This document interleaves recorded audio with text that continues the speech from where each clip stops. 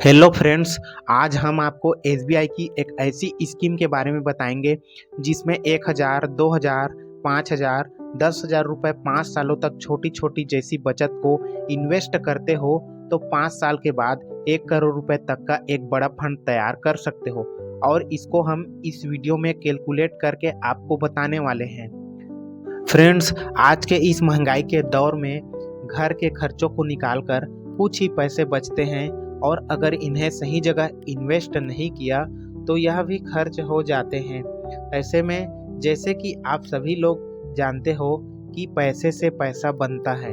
अगर आपके पास 25-30 लाख रुपए है तो आप उसे रियल इस्टेट में इन्वेस्ट करके एक अच्छा खासा पैसा बना सकते हो। लेकिन हम लोगों की इतनी बचत ही नहीं हो पाती है 25-30 लाख रुपए जोड़कर रियल इस्टेट में इन्वेस्ट कैसे कर पाएँ। तो फ्रेंड्स, क्या आप घर के खर्चों को निकाल कर क्या आप इतना बचा लेते हो 1000, 2000, 3000 रुपये? और अगर आपका आंसर है यस, तो ये जो मैं आपको एसबीआई की स्कीम बताने वाला हूँ वह आपके लिए ही है। फ्रेंड्स, आज हम आपको एसबीआई के ऐसे ही म्यूचुअल फंड के बारे में बताने वाले हैं जिसमें अगर आप छोटी छोटी बचत को इन्वेस्ट करते हैं तो एक टाइम पीरियड के बाद आपकी वह छोटी छोटी बचत एक बड़ा फंड बन जाती है। फ्रेंड्स, जैसे कि आप सभी लोग जानते हो एसबीआई एक सरकारी कंपनी है और यह लगभग 10 लाख करोड़ रुपए के म्यूचुअल फंड को मैनेज करती है। दोस्तों, वैसे तो एसबीआई के बहुत सारे म्यूचुअल फंड हैं, लेकिन इस वीडियो में हम आपको इस एसबीआई के बेस्ट म्यूचुअल फंड के बारे में बताएंगे। फंड का नाम है एसबीआई मल्टी कैप फंड। पिछले 1 महीनों में इन्होंने 1.15% का रिटर्न दिया है और पिछले 6 मंथ में इन्होंने 21.60% का रिटर्न दिया है और पिछले 1 साल की बात करें तो 40.66% का रिटर्न दिया है और ऑल टाइम की बात करें तो 23.98% एनुअली इन्होंने रिटर्न दिया है। दोस्तों, फ्रेंड्स, बात करें इस फंड की एनएवी प्राइस की तो इसका एनएवी प्राइस अभी 18 रुपये चल रहा है। एनएवी मतलब किसी भी फंड की यूनिट प्राइस को कहते हैं। और बात करें इस फंड की लॉन्चिंग डेट की तो 18 मार्च 2022 को इसको लॉन्च किया गया था। फंड की साइज की बात करें तो 19,295 करोड़ रुपया करोड़ों लोगों ने इसको इन्वेस्ट किया है। लॉक इन पीरियड की बात करें तो इसमें कोई लॉक इन पीरियड नहीं रखा गया है, यानी कि आप जब चाहे पैसे को आप निकाल सकते हो।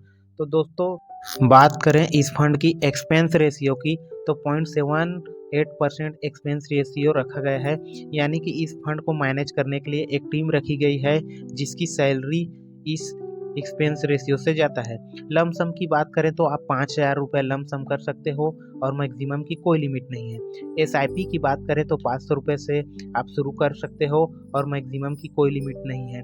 फंड मैनेजर की बात करें तो इसमें रामा अय्यर श्रीनिवासन और प्रदीप केसवान फंड मैनेजर हैं जिनको 20 सालों का एक्सपीरियंस है। चलिए फ्रेंड, देख लेते हैं इस फंड को कहाँ कहाँ इन्वेस्ट किया गया है। तो सेक्टर वाइज देखेंगे तो बैंक सेक्टर में 11.63% का इन्वेस्ट किया गया है।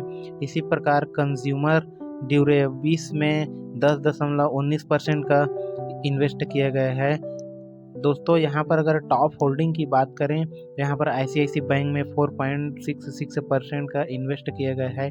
टीवीएस मोटर्स में 4.57% का इन्वेस्ट किया गया है। चलिए फ्रेंड, इसको हम कैलकुलेट करके देख लेते हैं। अगर आप मंथली 1000 रुपये इन्वेस्ट करते हो और 5 सालों के लिए करते हो तो इसका हम एक्सपेक्टेड रिटर्न 25% मान लें तो आपका इन्वेस्टमेंट अमाउंट 60,000 रुपये हो जाएगा और जिसमें आपको रिटर्न 59,000 रुपये मिलेगा, तो आपका टोटल अमाउंट 1,19,000 रुपये हो जाएगा। अगर आप 5,000 रुपये को 5 सालों के लिए करते हो तो 3 लाख रुपये आपका इन्वेस्टमेंट अमाउंट हो जाएगा, जिसमें रिटर्न आपको 2,99,000 रुपये मिलेगा, तो आपका टोटल अमाउंट 5,99,000 रुपये हो जाएगा। दोस्तों, तो फ्रेंड, अगर आप 1,000 रुपये को 15 सालों के लिए इन्वेस्टमेंट करते हो तो आपका 1,80,000 रुपये इन्वेस्टमेंट अमाउंट हो जाएगा, जिसमें आपको 17,75,000 रुपये रिटर्न मिलेगा, तो आपका टोटल अमाउंट 19,55,000 रुपये हो जाएगा।